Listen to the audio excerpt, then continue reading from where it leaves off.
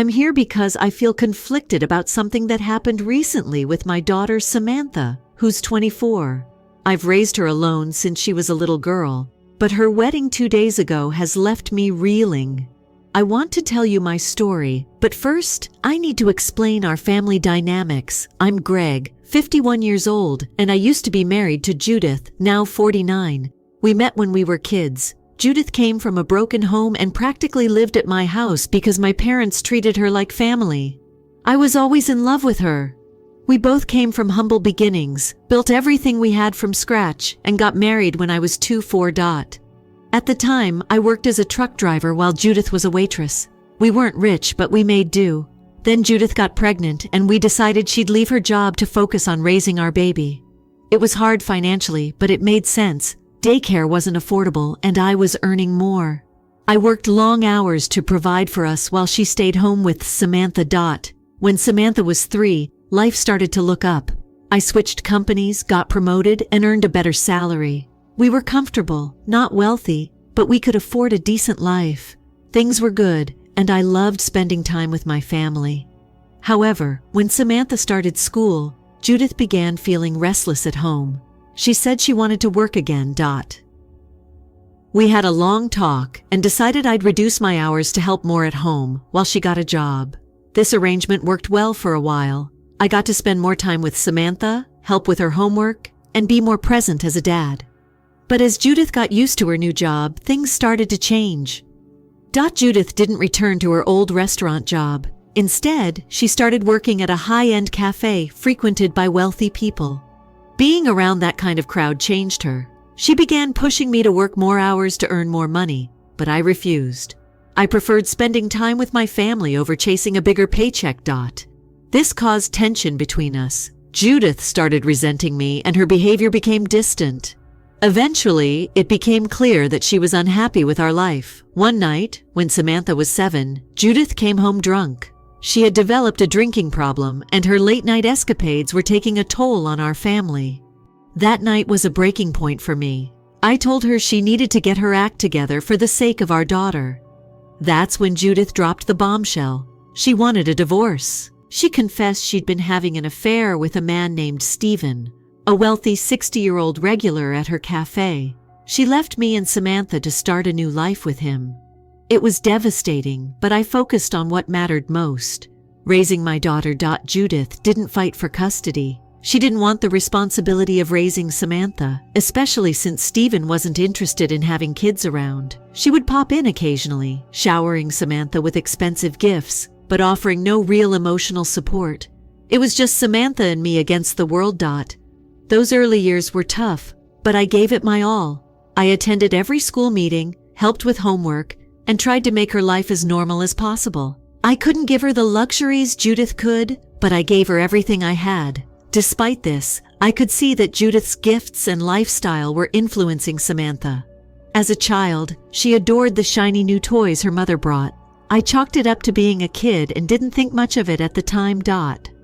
When Samantha turned 18, she told me she wanted to become a hairdresser. I was so proud of her and immediately enrolled her in a course. She worked hard, got certified, and started her career. But as she became more independent, our relationship began to change. She grew distant. At first, I thought she was just busy building her life, but over time, I realized it was more than that. She avoided seeing me and rarely returned my calls. I tried asking her if I'd done something wrong, but she brushed it off. It hurt, but I didn't want to guilt her. She was an adult with her own life now. Still, I couldn't shake the feeling that she was pulling away intentionally. Samantha eventually reconnected with her mother, and their relationship grew stronger. Judith's wealth and extravagant gestures seemed to overshadow all the years I'd spent being the constant in Samantha's life. It stung, but I told myself it was natural for kids to drift from their parents as they got older. But nothing prepared me for the blow Samantha dealt just weeks before her wedding. She sat me down and told me I wouldn't be walking her down the aisle. She claimed it was because she found the tradition patriarchal. I was disappointed, but told her I respected her decision. Then I found out the truth. She had asked Stephen to walk her down the aisle instead. I couldn't believe it. After everything I'd done for her, she chose the man her mother left me for, the man who wanted nothing to do with her as a child. to take my place. It felt like a betrayal. I couldn't stop replaying Samantha's words in my head. She didn't even have the courage to tell me directly that Stephen would be walking her down the aisle. I found out by accident. Mark, her fiancé, let it slip during a conversation. He immediately tried to cover it up, but it was too late. When I confronted Samantha, she broke down and admitted it. Her excuse? Stephen is more sophisticated. Mark's family comes from money, and I didn't want them to think I come from, a different background. A different background. That's how she saw me. Not as her father who had raised her, loved her, sacrificed for her, but as someone embarrassing, someone who didn't fit the polished image she wanted to present to her in laws. It was like a punch to the gut. I've been through a lot in life, but that moment, hearing her say those words, was the worst of all. Even Judith's betrayal didn't hurt this much. I spent the next few days in a haze, trying to figure out how to move forward. Part of me wanted to let it go, to show up at her wedding and support her anyway. But the other part of me, the part that was sick of being walked over, refused to be a punching bag anymore. The night before the wedding, I made my decision. I told Mark, who had been trying to mediate the situation, that I wasn't coming. He looked genuinely upset. Sam will be heartbroken, he said. I just shook my head. If she loved me the way she says she does, this wouldn't even be a conversation. She made her choice. I spent that night drinking whiskey alone. I don't drink often, but this time I needed to numb the pain. The thought of Samantha walking down the aisle with Stephen while I sat at home felt like a nightmare I couldn't wake up from. Still, I knew if I went, I'd only be a silent bystander watching her choose someone else to play the role I'd earned every damn day of her life. The next morning, the calls started. Samantha's number was blocked, something I'd done impulsively after my decision, but she managed to call me from a friend's phone. I almost didn't answer, but a part of me couldn't ignore her. What if something had happened? When I picked up, I could barely understand her. She was sobbing so hard that her words were coming out in broken gasps. "Dad, please, you have to come. Mom ruined everything," she cried.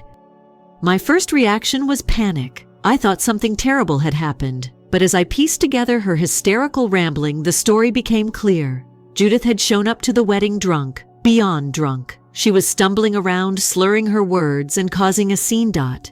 At first, I couldn't believe it. Judith, the polished high society woman Samantha idolized, was the one ruining her big day. She had apparently started flirting with Mark's father, yes, her new in-laws, right in front of everyone. It spiraled from there.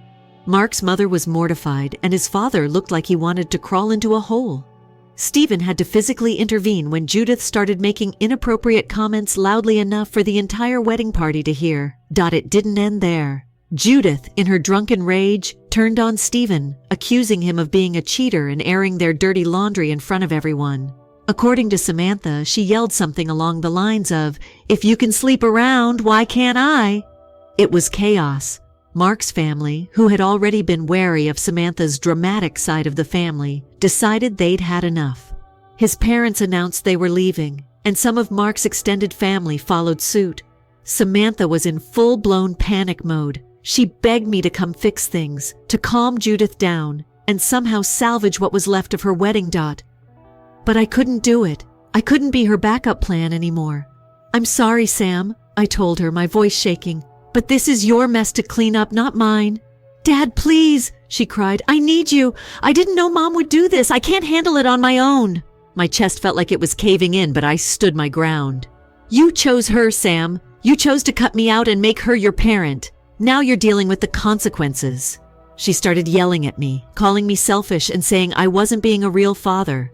That stung more than I care to admit, but I held firm. "You didn't want me at your wedding, Samantha. You didn't even want me to walk you down the aisle because I wasn't good enough. You wanted her and Stephen. Well, now you've got them. I hope they're everything you wanted." I hung up before she could respond and immediately broke down.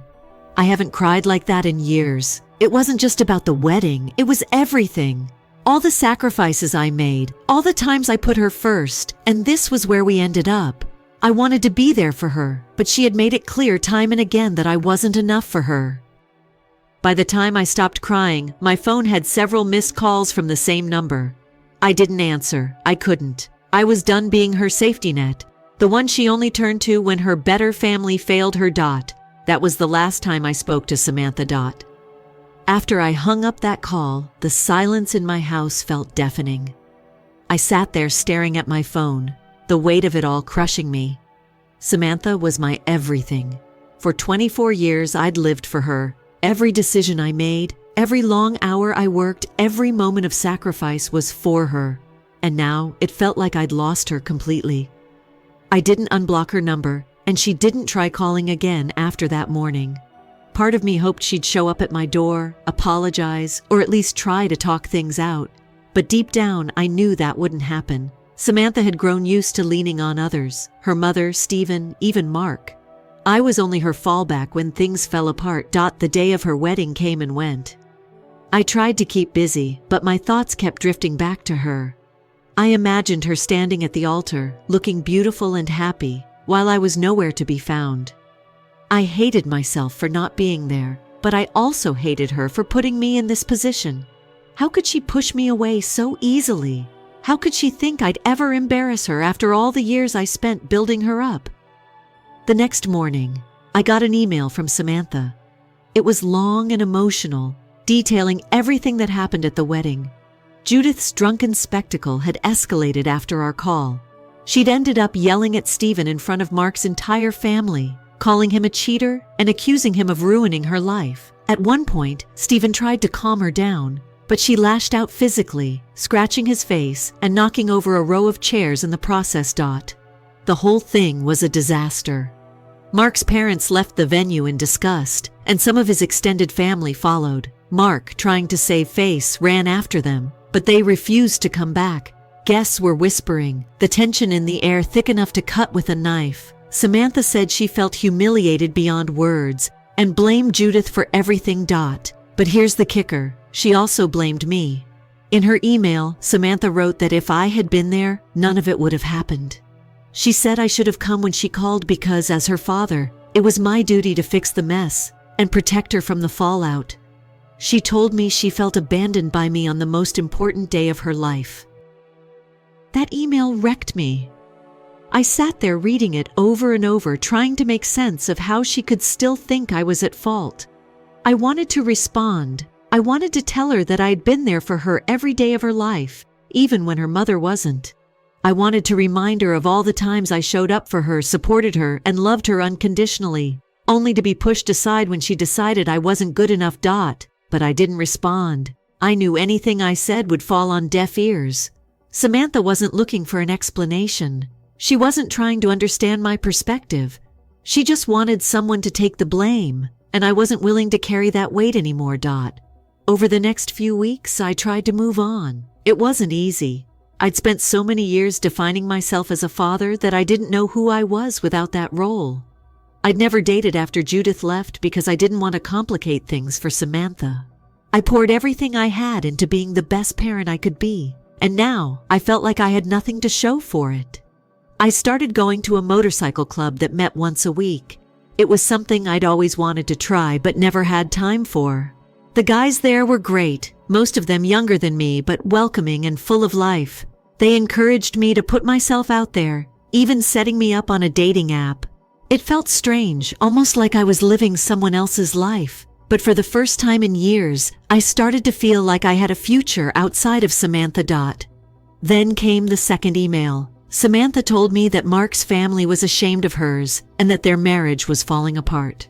According to her, Mark's parents had been vocal about their disapproval ever since the wedding fiasco. She said they viewed her as trashy because of her mother's behavior and had been pressuring Mark to cut ties with her entirely. I wasn't surprised. Mark's family clearly valued appearances, and Judith had single-handedly destroyed any chance of a good relationship between the families. Samantha mentioned in her email that Mark was pulling away, and their arguments had escalated to the point where they were considering separating. She didn't outright say it, but I could tell she was desperate for me to swoop in and fix things. But I couldn't. It wasn't my battle to fight. Samantha had made her choices, and now she had to live with them. I didn't respond to that email either. I told myself it was for the best, that any involvement from me would only make things worse. In the months that followed, I focused on rebuilding my life. I went on a few dates, made new friends, and started enjoying things I hadn't allowed myself to in years. But there was always a part of me that ached for Samantha. I missed the little girl who used to hold my hand and tell me I was her hero. I missed the days when we were a team, just the two of us against the world. As the weeks turned into months, Samantha's emails stopped coming. I wasn't sure if she'd given up trying to reach me, or if she'd just moved on. Either way, I didn't feel relief. I thought maybe the distance would help me heal, but it didn't.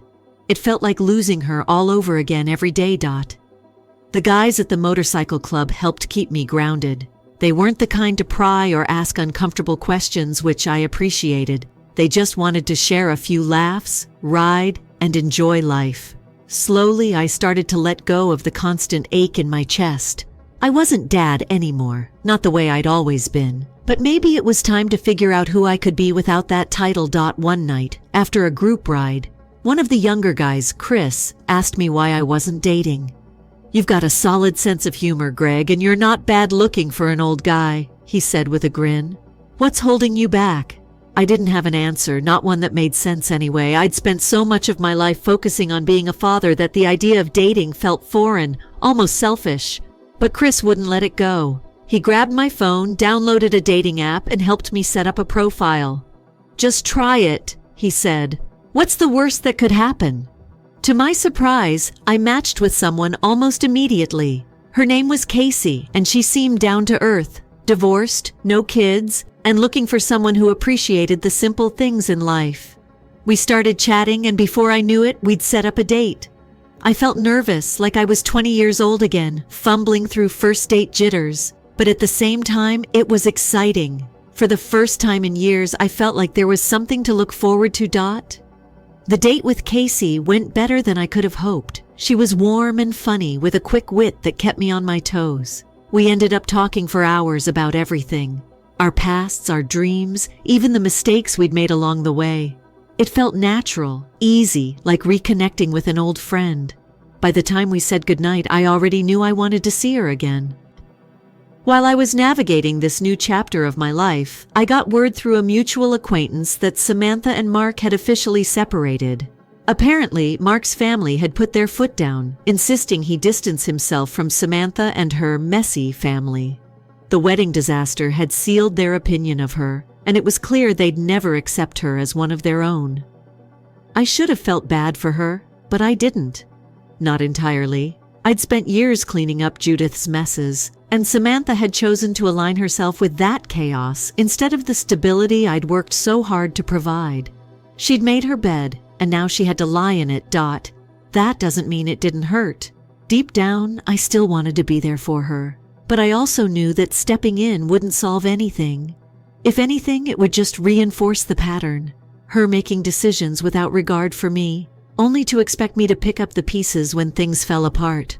I couldn't do it anymore. For my own sanity, I had to let go. Casey helped me through that. She didn't know all the details, but she understood loss. Her own divorce had left scars, and she knew how hard it was to move forward when the past kept pulling you back. She didn't try to fix me or offer advice I didn't ask for. She just listened, and for the first time in a long time, I felt heard. Over the next year, Casey and I grew closer. She became a constant in my life, someone I could count on. She wasn't flashy or demanding, just steady and kind, the kind of person I didn't realize I needed. We took things slow, but every step felt right. I hadn't let myself think about love since Judith, but with Casey, it didn't feel like a risk. It felt like a second chance. Meanwhile, my relationship with Samantha stayed the same, non-existent. I'd hear bits and pieces about her from mutual friends, how she was struggling to rebuild her life after Mark, how Judith had spiraled even further after Stephen finally left her. None of it surprised me. Samantha had tied herself so tightly to her mother's chaos that breaking free seemed impossible. She never reached out again, and I didn't make the effort to contact her either. Not because I didn't love her, I did, more than she'll ever know, but because I finally understood that loving someone doesn't mean letting them hurt you over and over again. It wasn't easy though. Every milestone with Casey, a new holiday tradition, meeting her friends, moving in together, was bittersweet. I couldn't help but think about how different things could have been if Samantha had chosen to value our relationship the way I had. But I also knew I couldn't dwell on what might have been. Life doesn't wait for you to sort through your regrets. One day, while cleaning out my garage, I stumbled across an old photo album Samantha had made for me when she was in middle school. It was filled with pictures of us, her first day of kindergarten, our camping trips, her soccer games. On the last page, in her messy kid handwriting, she'd written, "Best dad ever. Love you forever, Daddy." I sat on the floor of that garage for what felt like hours, staring at those words. I couldn't hold back the tears. Somewhere along the way, that little girl had disappeared, replaced by someone I barely recognized. But for a brief moment, I let myself grieve her. Sitting on that garage floor with the photo album in my lap, I let myself feel every bit of the grief I'd been holding in for years. I thought about all the times Samantha and I had laughed together, all the moments that made me proud to be her father.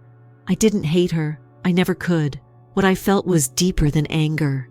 It was heartbreak. She was my daughter, my Sammy, but somewhere along the way, she'd become someone I didn't recognize. And no matter how much I wished I could fix things, I knew I couldn't. Not alone. That moment was the final piece I needed to move forward. It didn't mean I stopped loving Samantha or hoping she'd find her way back to me someday. But it meant I couldn't keep living in the past, waiting for a reconciliation that might never come. I had to live for myself, maybe for the first time in my entire life. My relationship with Casey deepened after that. She didn't fill the hole Samantha left in my heart, no one could. But she brought something else, peace. She made me laugh again, something I didn't realize I'd forgotten how to do. With her, life felt lighter, I could breathe. A year after we moved in together, I proposed to her. It wasn't some grand romantic gesture, just the two of us on the porch, watching the sun set over the hills. That's what I loved about Casey. Everything with her was simple, honest, and real. She said yes, and we started planning a small wedding with just a few close friends. When the wedding day came, it was everything I'd hoped for, quiet, intimate, and filled with genuine joy. For the first time in years, I felt like I was starting a new chapter, one that wasn't defined by loss or regret. Casey and I promised each other a life of love and partnership, and I believed her when she said she'd stand by me, no matter what. I didn't invite Samantha. It wasn't out of spite. It just didn't feel right. She hadn't reached out since her last email about Mark, and I wasn't sure if she even knew about my relationship with Casey. Part of me hoped she'd find out one day and be happy for me, but I didn't hold my breath. I'd spent enough time waiting for her approval. As for Judith, I heard through the grapevine that Stephen had finally left her. The details were murky, but apparently his patience had run out after years of drama. Rumor had it she was living alone in a condo Stephen bought for her before the split, still chasing the life she thought she deserved. I didn't feel much when I heard the news. Maybe a little satisfaction, but mostly indifference. Judith had stopped being a part of my story a long time ago. Life with Casey has been good. No, it's been great. We travel, spend time with friends, and support each other in ways I never thought possible. She's my rock, my partner, and every day with her reminds me that it's never too late to find happiness. But Samantha is never far from my mind. I still think about her when I pass by the diner where we used to have pancakes on Saturday mornings, or when I see fathers with their daughters in the park. I wonder if she thinks about me, if she regrets the choices she made, or if she's still too caught up in her mother's chaos to see what she's lost. I don't know if we'll ever reconcile. If she reaches out, I'll listen. I won't close the door on her, but I won't let her walk all over me again either. I've spent my whole life putting other people's needs before my own, and it's taken me this long to realize that I deserve better. I deserve respect, love, and happiness, and for the first time, I'm giving myself permission to have those things. Some days, the grief still creeps in. I'll hear a song that reminds me of Samantha, or see a photo from when she was little, and the ache will hit me like a freight train. But I've learned to sit with it, let it pass, and keep moving forward. Life isn't perfect, but it's mine, and I'm determined to make the most of it. For anyone reading this who's struggling with a broken family or a relationship that's fallen apart, I want you to know that it's okay to let go. It doesn't mean you stop loving the person. It just means you love yourself enough to protect your heart. And who knows, maybe someday things will come full circle and the people we've lost will find their way back to us. Until then, I'm living my life. I'm riding my motorcycle, laughing with my friends, and holding on to the love I've found with Casey. And for the first time in a long time, I can honestly say I'm happy. Thanks for reading, Reddit. This is where my story ends, at least for now. Life has a funny way of surprising you, so who knows what the future holds. All I know is that I'm ready for whatever comes next. Story 2. This narrative has a title. I locked my cards after my daughter accused me of being unsupportive and barred me from attending her wedding. Today, she is in debt. Hello everyone. Remember to click the subscribe button if you like these stories and would like to help the channel. It enables me to provide you with even more fantastic material like this. Let's begin the video now. I never thought I'd be in this position. The OP begins. After her mom and I got divorced, everything went apart, and I fought really hard to give my daughter Claire the life she deserved. When Stephanie and I broke up, she was 12 years old. It was also difficult for Claire, despite the fact that the divorce wasn't unpleasant. Within a year, Stephanie got married again and quickly had 3 more children, a girl baby first, followed by twin boys. Claire felt as like she didn't fit anywhere, while Stephanie went on to a new phase of her life. I didn't initially recognize it for what it was. Perhaps Claire simply needed some time to get used to the changes, I reasoned. However, as time passed, it became evident that she felt marginalized, as if her mother had replaced her. Stephanie wasn't very subtle about her objectives, which made matters worse. Claire was frequently left emotionally on her own as she focused much of her care on the new children. I realized I had to take charge. Being Claire's rock became my goal. To be sure I could provide for her, I put in more hours at work. Every game, parent-teacher conference, each small accomplishment was attended by me. I was resolved to be the one person she could always count on, the consistency in her life. I believed that I was doing everything correctly, but now that I think about it, I question if I went beyond. Perhaps I gave her too much, shielded her too much, and prevented her from ever learning how to support herself. When Claire chose to take a 2-year hiatus from high school, everything began to fall apart. She said that she needed time to come to terms with herself. The concept didn't excite me, but I wanted to be there for her. You do realize that not all children follow the same schedule? It's okay for certain children to take longer to discover their route. That's what I told myself anyhow. However, what began as a chance to discover who she was swiftly evolved into a pass to do nothing. Claire spent her days watching TV, browsing through her phone, and hanging out with friends I didn't trust, rather than concentrating on her sports or discovering new hobbies. These were not the kind of pals who had pushed her to improve or grow. They were as aimless as she was turning into. Every time I attempted to discuss it with her, we ended up fighting. She would blow out, accusing me of not understanding her or not being by her side if I even suggested that she needed to get her act together. I felt like I had to tread carefully every day, attempting to be both encouraging and guiding her in the correct route. When she attempted to leave after I had gone to bed one evening, it was the tipping point. She shouted at me like I was the antagonist in her tale when I questioned her after I saw her climbing out of her bedroom window. She was unaware that I was attempting to keep her safe. I was the only thing she perceived as standing in her way. I took some time that evening to reflect on my mistakes. Was I overly forgiving? Had I allowed her too much latitude? Or had it been something else, something beyond of my control, such as the effects of the divorce or her sense of her mother's desertion? I went to therapy because I was desperate to assist her. For a while, I believed Claire's newfound therapy was beneficial. She appeared more at ease and open to discussing her emotions. However, she would leave therapy as soon as it became uncomfortable. For years, this cycle continued, acting out, quitting, therapy, and then therapy once more. I also tried everything else that came to mind. Family vacations, late-night conversations, and even bribery. In the hopes that they would inspire her to concentrate on her studies or athletics, I got her the newest technology. In the hopes that a change of scenery would help her refocus, I took her on vacations. Nothing was successful. Claire finally consented to return to school after 2 arduous years. I felt a sense of relief. No, I was ecstatic. I believed that we had finally reached a turning point. I believed she was prepared to start living her life and establishing a future for herself. For a brief moment, I felt like all the stress and heartache of the past 2 years had been worth it. But that relief didn't last long. Not even 6 months after returning to school, Claire met Jake. Jake was 26, a delivery guy for his parents' bakery. He dropped out of high school in the 9th grade and had been coasting through life ever since. His idea of ambition was seeing where the road takes me. At first, I didn't want to judge him too harshly. Honest work is honest work, and not everyone's cut out for college. But as their relationship got more serious, I started to see the cracks in his facade. Jake wasn't just aimless, he was reckless. He'd been married once before, when he was 21. That marriage lasted 6 months before he and his wife split up because it just wasn't working.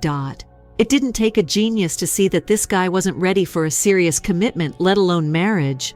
Claire, of course, saw none of this to her. Jake was perfect. He was charming and funny, and he made her feel special in a way she hadn't felt in years. I wanted to be happy for her. I wanted to trust her judgment. But everything about their relationship set off alarm bells in my head. Then, out of nowhere, Claire announced they were getting married.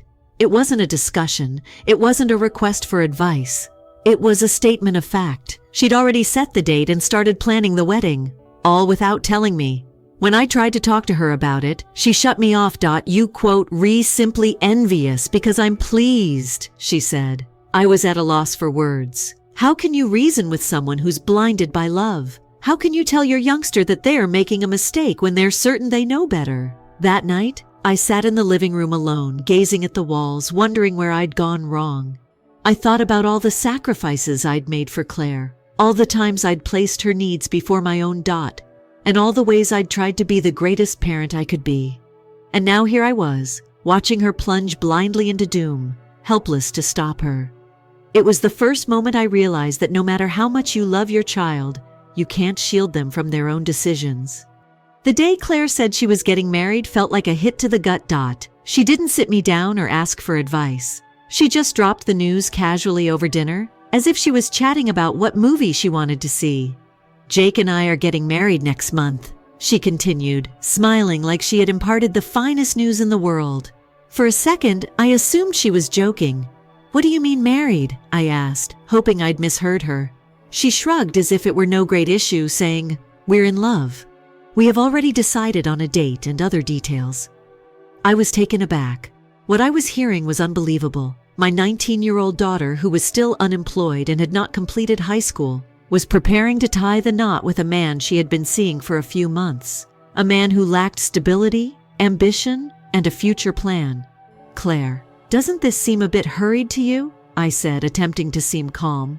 The choice to be married is a huge one. Have you given this any thought? She gave an eye roll. You're constantly overanalyzing everything, Dad. My soul partner is Jake. We don't require your consent. That was a huge blow to me. I had been the parent all along. The person who had always been there for her was someone she could trust. She was now informing me that my viewpoint was irrelevant. I made an effort to reason with her. You're still so young, Claire. Your entire life is still ahead of you. Why not devote some time to your studies and future plans? The first marriage can wait. Her face grew icy. You're simply being pessimistic. I was aware that you wouldn't stand by me. I became aware of her seriousness at that point. This was neither a revolt nor a phase. She truly believed that this was the right choice. Furthermore, she refused to listen to anything I said. I attempted to discuss it with her again over the course of the following several days. But every time we spoke, we got into a heated quarrel. I raised pragmatic issues, such as how they would provide for themselves. Do you have a financial plan? Where will you call home? How will you cover utilities and rent? She dismissed it as if it didn't exist. She responded, We'll figure it out. All we need is love. Claire, I was hearing things that I couldn't believe. Love is vital, but it's not enough to cover expenses.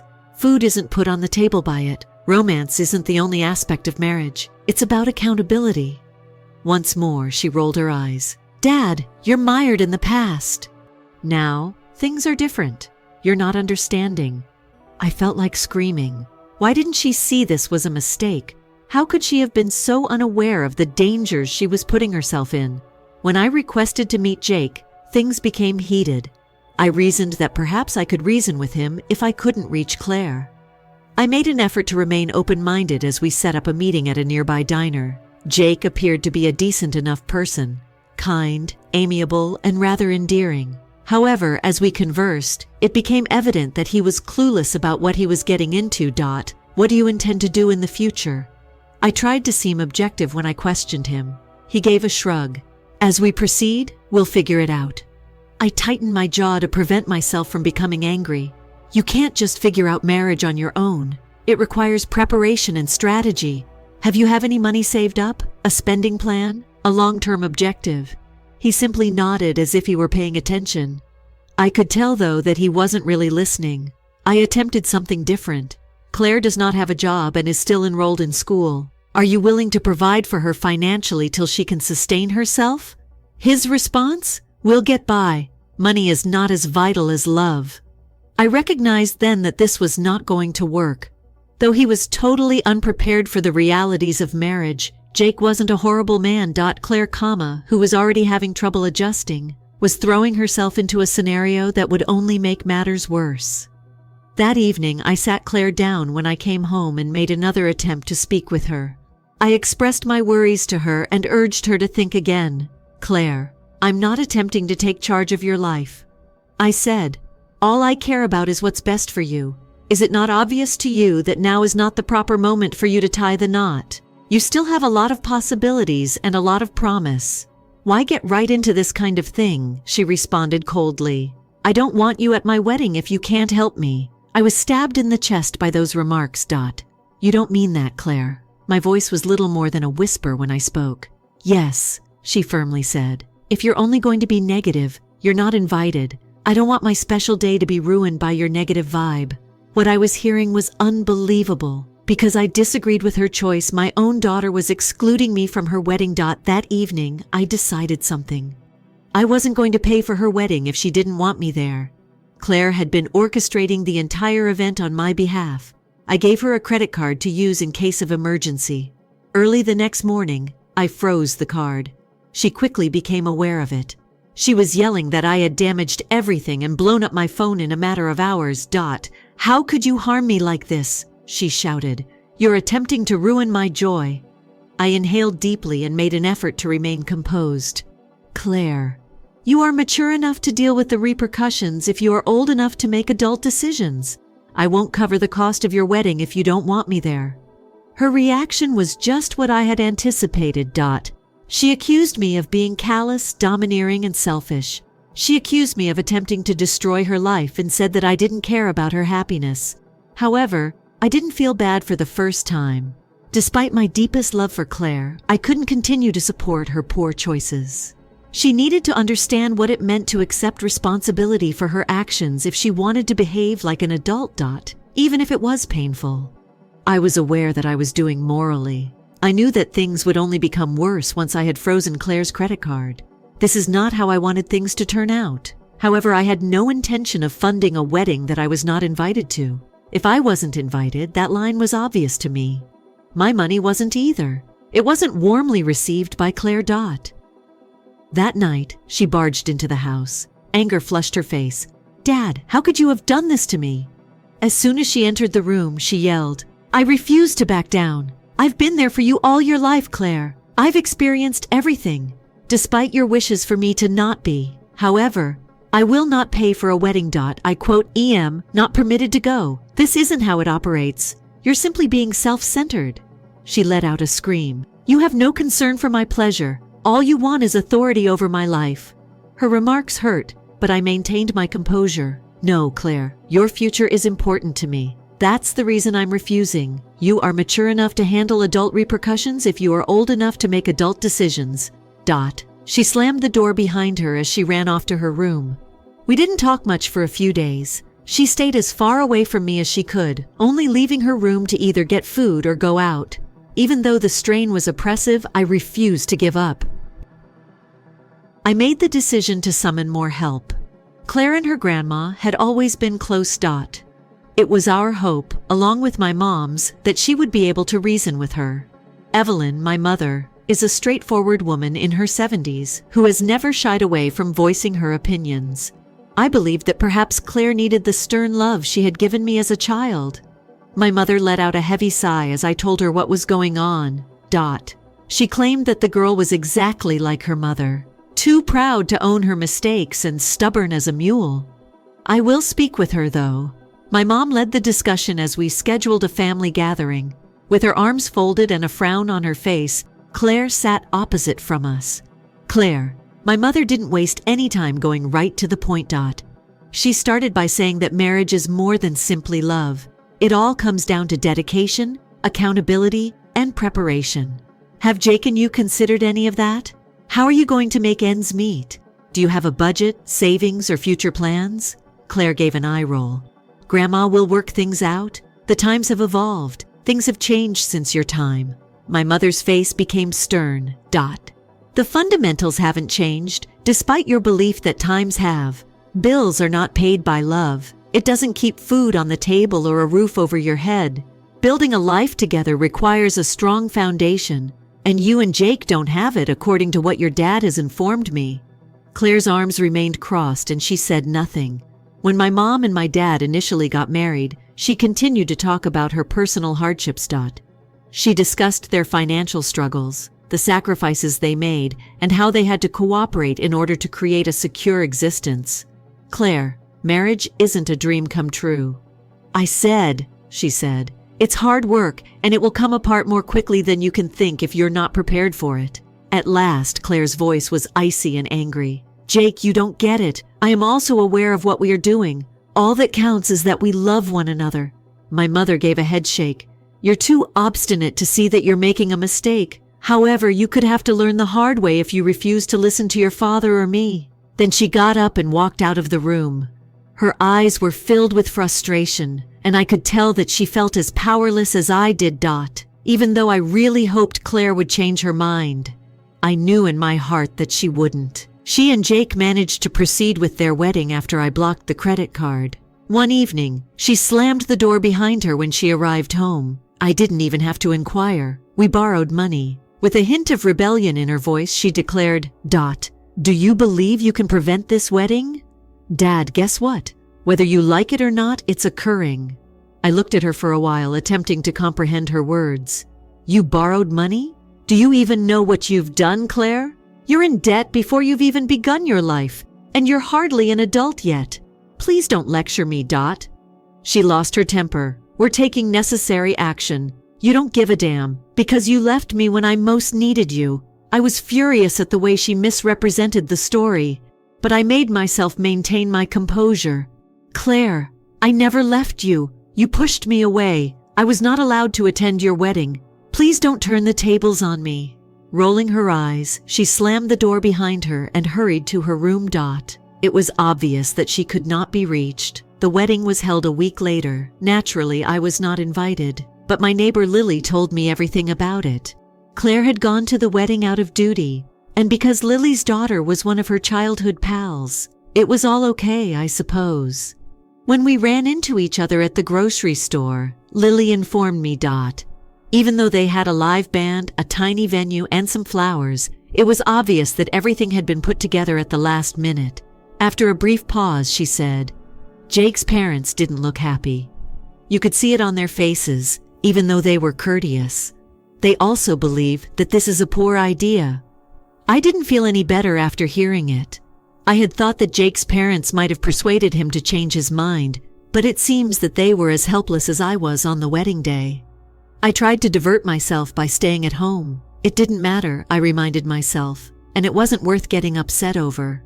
But I secretly felt devastated. Every parent aspires to witness his daughter go down the aisle and begin a new chapter in her life with love and support. I chose to sit by myself in the living room and gaze at the walls, wondering what went wrong. I slipped a message into Claire's chamber before she went for the wedding. Even though I disagreed with her decisions as much as I opposed her wedding, I only said a few words wishing her well and hoping she would find happiness. No matter how badly my own daughter had damaged me, I couldn't bring myself to wish her bad luck. I still wished for her best. After the wedding, things were calm for a few months. Claire and Jake left the house and moved into a little apartment. She didn't visit, didn't call, or even sent an SMS. I convinced myself that the stillness was for the best, even if it hurt. I couldn't continue to save her every time she made a poor choice. She needed to learn how to do things on her own. Then one night I heard someone knock on my door. I was shocked to see Jake standing there when I opened it. He seemed worn out, as if he hadn't slept for days. He had black bags under his eyes and his clothing were disheveled. Can we have a conversation? His question was hardly audible above a whisper. After a brief moment of hesitation, I moved aside to let him enter. "What's happening?" I inquired, already fearing the response. Jake took a seat on the couch and anxiously rubbed his hands together. "We're having trouble," he acknowledged. "Rent has increased, and the loan installments are more than we anticipated. Even though I've taken on more shifts, it's not enough." I understood precisely what he meant, but Claire has been looking for jobs. Claire had no meaningful work experience and had dropped out of high school. The type of work she could get would not be very lucrative. She was also likely being careful about what she was willing to do since she knew her. Jake went on, "We're behind on everything, rent, utilities, and the loan payments. I'm at a loss for what to do while we sink. Perhaps you might lend us a hand till we are able to support ourselves again." I stared at him while leaning back in my chair. I had a twinge of sympathy for him. I could tell he was desperate since he appeared to be truly struggling. However, I couldn't shake the haughtiness he displayed when I attempted to speak with him prior to the wedding. "Jake." My voice was steady as I spoke. "You told me that all you needed was love when you and Claire made the decision to be married. That money was irrelevant. Are you still of that opinion?" He avoided looking at me, instead focusing on his hands. "I was mistaken," he whispered. I gave a nod. "I apologize for your difficulties, but I am unable to assist you. You have to figure out how to mend this disaster of yours."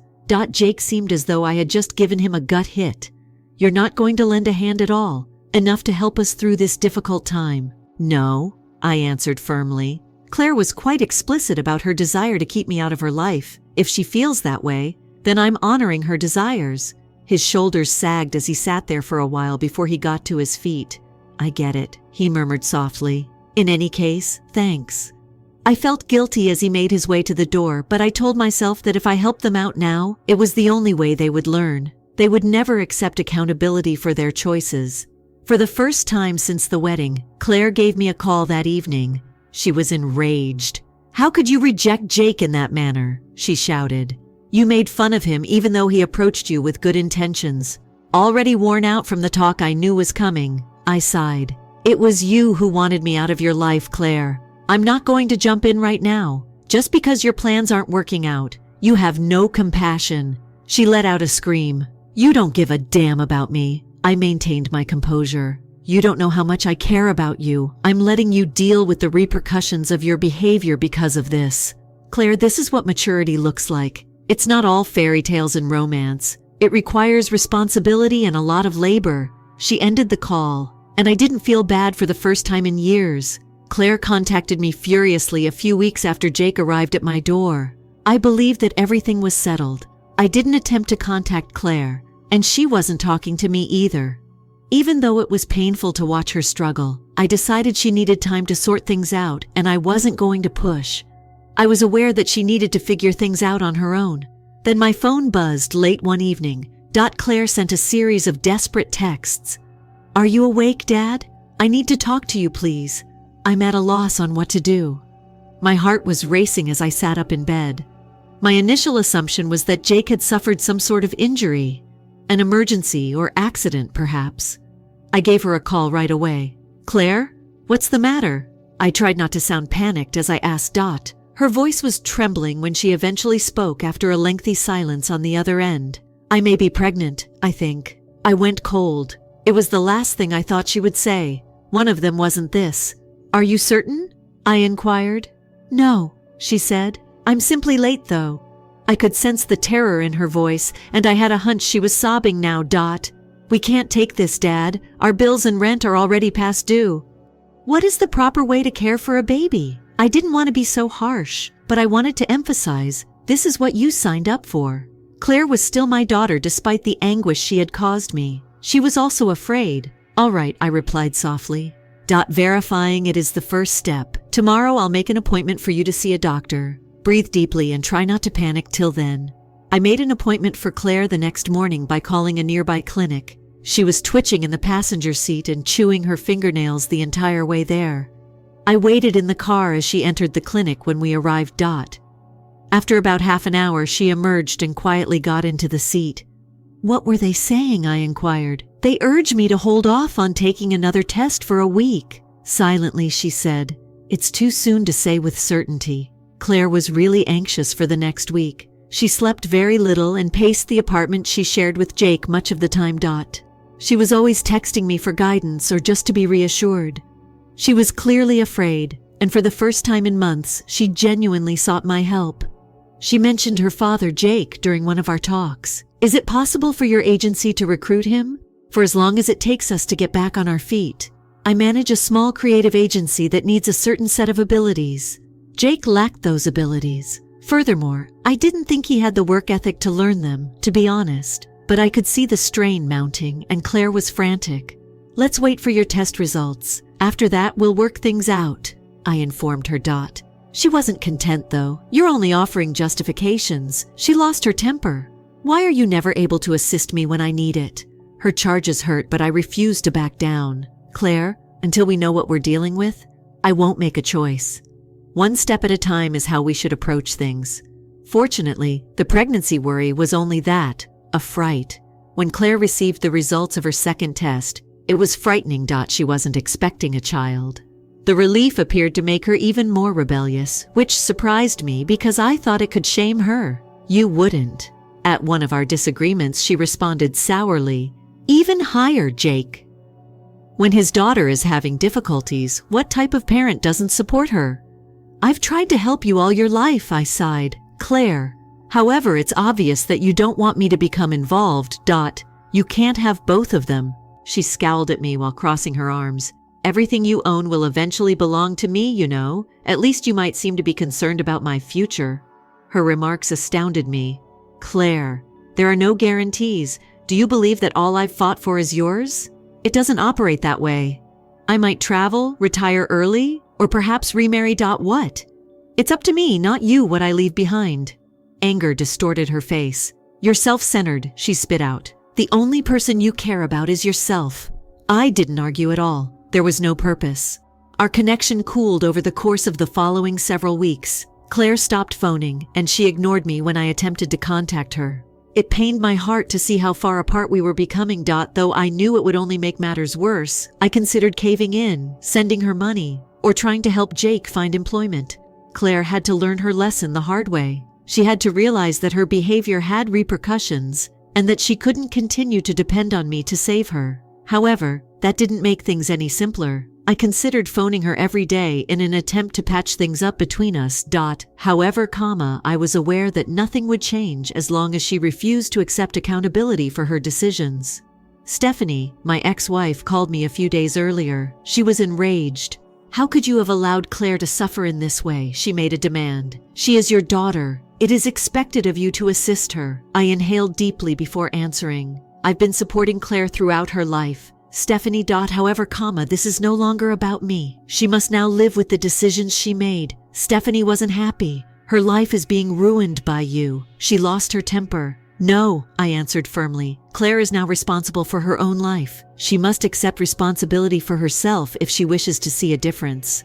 I sat there looking at the phone for a while after Stephanie hung up. I didn't see any other option, even though I detested that things had reached this point.